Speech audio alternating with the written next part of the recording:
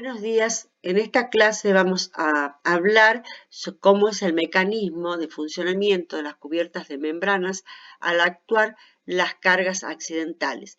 Y también vamos a ver cuáles son las posibilidades de estabilización de las construcciones con cable, comparándolas con las superficies de membrana. La clase pasada hablamos que el diseño de las cubiertas de membranas están condicionadas por componentes fundamentales que se presentan desde el comienzo del diseño y que esos componentes son material forma, cargas, el estado tensional y la configuración de los apoyos. Cuando dijimos del material, dijimos que es un material liviano, flexible, sin rigidez transversal y que requiere de una forma adecuada para lograr su estabilidad y que esas formas son las superficies anticlásticas de doble curvatura total negativa, que significa que esta superficie está conformada por curvas que tienen su centro de curvatura en lados opuestos a la misma. También dijimos que estas formas requieren para ser rigidizadas una pretensión inicial. Otro concepto que hablamos es que el material, además de cerramiento, cumple la función estructural soportando las cargas de servicio que actúan sobre esa superficie. Que estas cargas provocan esfuerzos de tracción o esfuerzos internos de tracción y que el material debe estar capacitado para resistir esas tensiones. Hablamos de los apoyos, que la configuración y la disposición de los mismos ayudan en forma permanente a la definición formal de la superficie. En esta clase en particular vamos a hablar cuál es el mecanismo que funcionan estas cargas en la superficie de membrana. Dijimos que las cargas de servicio son cargas accidentales y básicamente hablamos del viento y la nieve porque varían permanentemente y que provocan que estas superficies sean inestables formalmente y acomoden su forma al funicular de las cargas. Son superficies entonces que se comportan como funiculares salvo que surjan arrugas en la membrana que provoquen compresiones. Las membranas y en general los cables se comportan en forma no lineal. ¿Qué significa esto? Que resisten las cargas a través de grandes deformaciones, consiguiendo de este modo que las tensiones dependan de su posición final en el espacio. La no linealidad también se presenta en la fluencia y en la retracción de la superficie. Recordemos que son muy sensibles a los cambios de temperatura y de humedad. De la misma manera, la no linealidad se manifiesta cuando hay deslizamientos entre las abrazaderas y el tejido, generando cambios de la geometría. También son muy vulnerables a las cargas dinámicas que le producen que gradualmente pierdan resistencia con el tiempo. En definitiva, entonces, estas estructuras requieren de una configuración conveniente y adecuada para garantizar la estabilidad frente a la acción de cualquier combinación de cargas y poder transmitirlas manteniendo la integridad material y geométrica. Como dijimos en la clase pasada, cuando hablamos de arquitectura estructural, el problema es encontrar la forma correcta que debe darse a un sistema estructural. Cuando hablamos de estructura, igual a forma como única expresión. Por lo que el principio resistente se basa en la forma que adquiere la membrana al ser traccionada y cómo intervienen las cargas actuantes. Por lo que el resultado formal final debe coincidir en lo posible con el flujo natural y equilibrado de las cargas que actúan en toda la superficie. Como se dijo anteriormente, las estructuras de tracción pura adaptan su forma al funicular según la distribución de las cargas a las que están sometidas. Son sistemas que bajo cargas de servicio, sus elementos están solicitados a tracción pura o baricéntrica y las fuerzas externas generan simples esfuerzos normales. Es el comportamiento estático, entonces, se analiza con el principio del polígono funicular, que es una herramienta de la estática gráfica que determina cómo es el mecanismo de transmisión de las cargas de los elementos sin rigidez transversal, por lo que representa la configuración de equilibrio de un hilo sin peso sobre el que actúan las cargas. Para cada situación de cargas externas existe una forma de equilibrio independiente del sistema estructural. Algunas de las configuraciones de equilibrio generadas por diferentes situaciones de carga son, por ejemplo, cuando actúa una, dos o varias cargas, generan formas de equilibrio poligonal.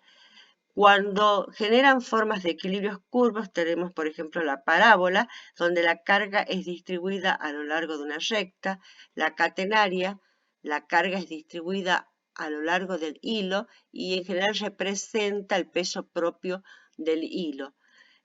El círculo donde las cargas están repartidas en forma radial en la curva. Cuando se consideran las cargas actuando en un sistema estructural, el primer y último rayo del funicular representan las reacciones de apoyo o las reacciones de vínculo del elemento estructural. Así, por ejemplo, en las estructuras de pasarela que se suspenden por puntos, genera una poligonal y los máximos esfuerzos se reciben en los apoyos, en este caso de columnas y tensores. Cuando la plataforma de un puente genera una carga distribuida sobre la cuerda de la curva, genera una parábola, como vemos en la foto. Un ejemplo típico de catenaria son los puentes colgantes que hicieron los incas con fibras vegetales, como hablamos en la primera clase. Se considera que cada rayo del funicular es una tangente a una curva generada por las cargas que actúan. Es lo que se conoce como curva de presiones, que es la traza del régimen estático a que está sometida una estructura, teniendo en cuenta todas las características geométricas, la luz entre apoyos, los desniveles de los puntos de apoyo, la longitud del eje geométrico. Y volvemos al concepto primero. El eje geométrico de la forma debe coincidir lo más posible con la curva de presiones, considerada el flujo natural y equilibrado de las cargas, que le permita equilibrar o contrarrestar la estructura solo con esfuerzos de tracción. La forma que toma el hilo entonces corresponde a las líneas funiculares de tensión que soporta diferentes estados de carga. O sea, cada rayo del funicular representa el valor de tensión en ese punto de la estructura. Como antecedentes en el análisis de las líneas funiculares de tensión, tenemos lo que realizó el arquitecto Antonio Gaudí, arquitecto español de mediados del siglo XIX, que trabajó los sistemas estructurales basándose en la mecánica y la geometría de las curvas funiculares, observando las formas orgánicas en la naturaleza. Utilizó maquetas resueltas con un tablero del que colgó cuerdas con pequeñas pesas, originando líneas funiculares de tensión por la fuerza de la gravedad. Luego invirtió esas curvas o esas formas, concibiendo los arcos catenarios con los que construyó sus obras. Si suponemos a la superficie de la membrana como una red de cable dispuestas en dos direcciones perpendiculares entre sí, podemos decir que el mecanismo de las membranas es igual al funcionamiento de los cables que hemos visto hasta el momento con las líneas funiculares de tensión.